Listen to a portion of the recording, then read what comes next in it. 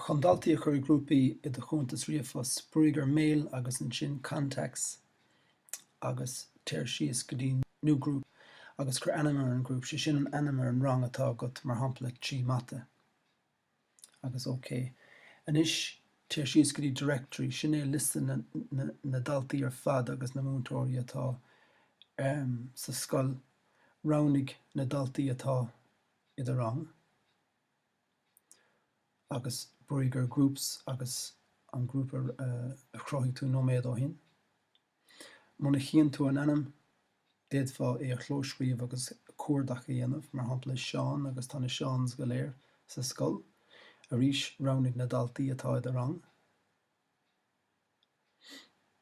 Brúigear groups agus chuirteach sa grúpa chuí iad.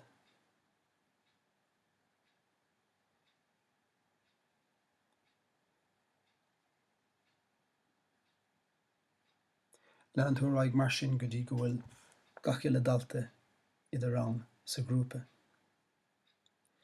Anois má bhrúann tú ar an grúpa an son ar clé cíthe tú na daltaí atá ann, chun ríomh-phost a seoladh chuige, brúigear méil nó téiristeach do chuntas maras gnách, brúigear compose méil, agus tosnaigh ag scríomh an ainm a chuirtear ar an grúpa sa chás seo 3 mata. Clic ar agus tá gach ainm, gach dalta